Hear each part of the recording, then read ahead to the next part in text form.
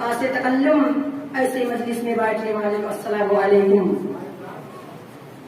الحمد لله الذي هدانا لهذا وما كنا لنهتدي لولا أن هدانا الله. أما بعد أعوذ بالله من الشيطان الرجيم. بسم الله الرحمن الرحيم. فقال الله تعالى: فإن الله لا يرضى عن القوم الفاسقين. وقال النبي صلى الله عليه وسلم: سباب المسلم فسوق. صدر ذیشان کرسی عدالت پر جج و افروز حکم صاحبان اور دور دراز سے تشریف فرما مہمانان اعلام، آج کی سالانہ انعامی مہمانان اعلام اور اس جامعہ کے چہتے بجتے بلبلوں، آج کی سالانہ انعامی تقابلی مشاہدہ میں میرا موضوع سخن ہے گالی خطرناک گناہ. جناب والا، آج ہر جانب گالی گلوچ کا بازار گرم ہے. چھوٹا بڑے کو اور بڑا چھوٹے کو گالیاں دے رہا ہے اور بے غیرتی کی انتہا ہے کہ گالی دیتے وقت ماں بہن کو زیادہ نشانہ بنایا جاتا ہے اور گالیاں سننے والے بھی مسکراتے ہوئے ہنسی خوشی گالیاں قبول کر لیتے ہیں کہ چلو میرے دوست جی نے تو گالی دی. وہ لوگوں کو گالی دینے اور سننے کی عادت ہو چکی ہے اور احساس ختم ہو چکا ہے. حالانکہ کسی بھی حالت میں کسی کو گالی دینا خطرناک گناہ ہے. میرے اسلامی بھائیوں، آج یہ دیکھے کہ گالی کہتے ہیں کسے. اردو لغت کے مطابق گالی اسلوئی اور زبانی گندی اور بےہودہ بات کو کہتے ہیں.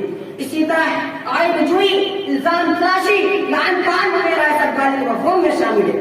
میرے اسلامی بھائیوں، آئیے دیکھتے ہیں کہ مذہب اسلام نے گالی دینے والے کے بارے میں. چنانچہ اللہ کے نبی صلی اللہ علیہ وسلم فرماتے ہیں: سباب المسلم فسوق. مسلمان کو گالی دینا فسق یعنی گناہ ہے. اس کا مطلب کیا ہے؟ مسلمان کو گالی دینا اور مسلمانوں کو گالی دینا یا دونوں فسق میں شامل ہے. اور فاسق کے بارے میں قرآن کا فیصلہ ہے: فإن الله لا يرضى عن القوم الفاسقين. بلا شک اللہ تعالیٰ فاسق لوگوں سے راضی نہیں ہوتا. اور ایک بات اللہ رب العالمین فرماتا ہے: فهل يهلك إلا القوم الفاسقون.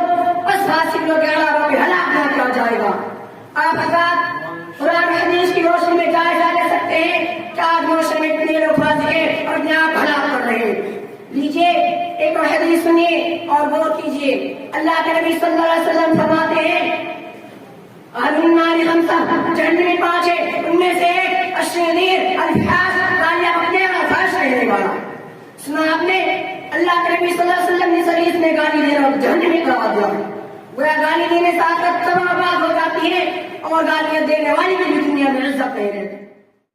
معزز حضرات، اگر کسی سے گفتگو ہو جائے اور گالی منہ کو دبائے، ایسی صورت میں اس کی گالی کا جواب گالی میں نہیں دینا چاہیے بلکہ خاموش اختیار کر لینی چاہیے. کیونکہ معاشرے میں دیکھا جاتا ہے کہ اکثر اختلاف، لڑائی جھگڑے کا آغاز گالی ہی سے ہوتا ہے. چنانچہ ایک عربی شاعر کو اردو میں ترجمہ کہا گیا ہے: گولی کا زخم بھر جاتا ہے، گولی کا زخم بھر جاتا ہے مگر گالی کا زخم کبھی نہیں بھرتا. اور کسی اردو شاعر نے بھی کو کہا ہے: سنان کا تیر کا تلوار کا زخم بنا، سنان کا تیر کا تلوار کا زخم بنا، مگر زبان کا زخم مگر رہ گیا ہرا کا ہرا. میرے اسلامی بھائیوں، مذہب اسلام نے ہمیں گالی دینے سختی سے روک دیا ہے. یہاں تک کہ ظالم، چور، خائن وغیرہ کو گالیاں دینے اور لعن طعن کرنے کو ناجائز قرار دیا. میرے اسلامی بھائیوں، مذہب اسلام نے کافی. السلام علیکم ورحمۃ اللہ.